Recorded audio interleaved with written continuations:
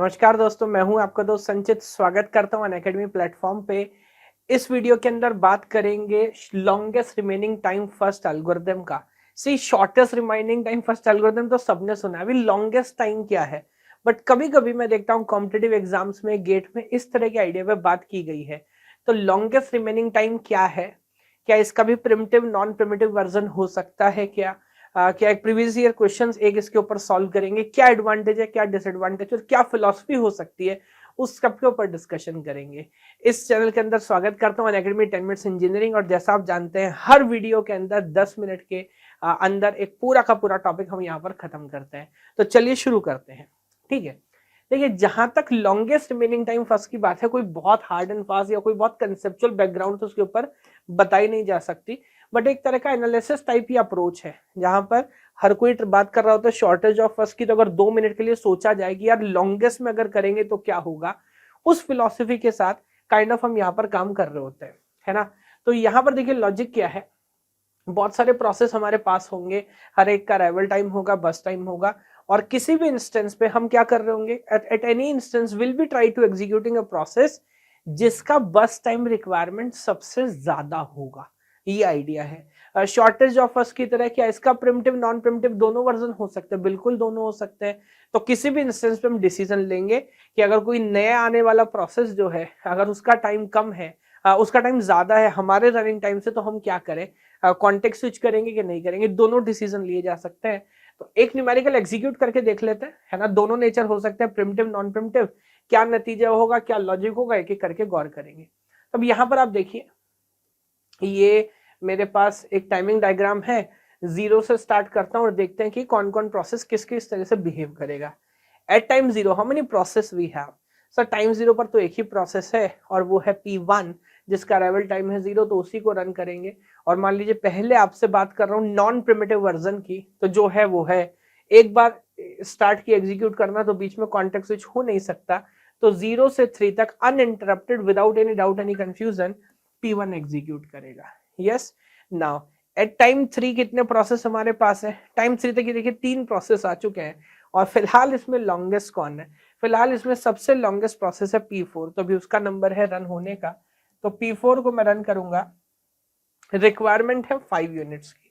तो यानी कि 0 3 + 5 = 8, 8 तक P4 चलेगा without any doubt. And finally जब टाइम 8 पे आप देखेंगे, then you will see everybody is already arrived, है ना। तो अभी कोई डाउट, कोई कंफ्यूजन है नहीं।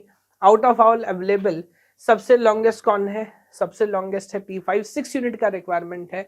तो 8 + 6 यहाँ पर हो जाएगा 14 और P5 यहाँ पर रन करेगा। Yes, this goes eliminated. फिर देखिए अभी 2 प्रोसेस पेंडिंग है, तो अगला नंबर आएगा P3 का और रिक्वायरमेंट है 4 यूनिट्स का। तो 14 + 4 विल बी 18, तो P3 रन करेगा। एंड फाइनली लास्ट में नंबर है P2 का, बस 2 यूनिट का रिक्वायरमेंट है, तो 18 + 2 विच इज P2 ये रन करेगा। तो this is an idea, this is a philosophy जिसको यूज करके हमने एग्जीक्यूट कर पूरा पैटर्न रन किया। यस, क्या इसका प्रिमिटिव वर्जन भी हो सकता है? दरअसल नॉन प्रिमिटिव में इसमें मजा नहीं है, बिकॉज एक बार जो डिसीजन लिया वो लिया।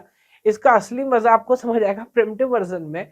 और एक प्रीवियस ईयर क्वेश्चन है गेट का, वो यहाँ पर ले लेता हूँ, वो भी सॉल्व करेंगे और आप फिलॉसफी भी समझेंगे। Now you see, at time 0 कितने प्रोसेस मेरे पास है?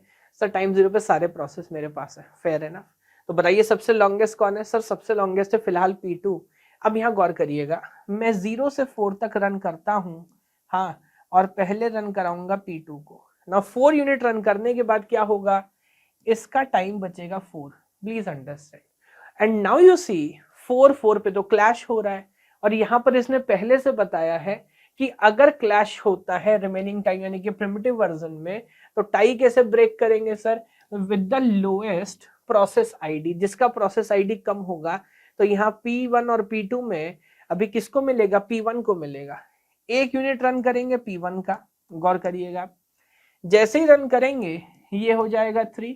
अब फिर दोबारा कॉन्टेक्स्ट स्विच होगा, बिकॉज एल्गोरिथम के हिसाब से फिर P2 का रन होना चाहिए, बिकॉज उसका टाइम रिक्वायरमेंट ज्यादा है। तो 5 से 6 तक गौर करिए, मैं P2 को रन करूंगा। Now that will become 3। अब फिर बताइए, फिर टाई हो रहा है। Now that will start behaving as a round robin. धीरे धीरे आपको समझ आएगा। तो ये 2 बचा, फिर वो 3 ज्यादा हो गया तो फिर P2 पहले चलेगा, 7 + 1 8। अब ये तीनों 2-2 है और तीनों में क्लैश है, तो बताओ क्या होगा सर, ये राउंड रॉबिन की तरह चलने लगेगा। तो पहले P0 चलेगा विच इज 1 यूनिट। अब इन दोनों में क्लैश है, अगला नंबर P1 का, फिर P2 फिलहाल हाईएस्ट है P2 का। अब तीनों 1-1 हो गए, फिर राउंड रॉबिन में घूमेगा। So again then P0 and then P1 and then P2 and this is 11 12 13 and 14 whatever it is। Average निकालने के लिए बोलेंगे तो इस क्वेश्चन के हिसाब से तो क्या पूछा हमसे, average average average average turn around time ना।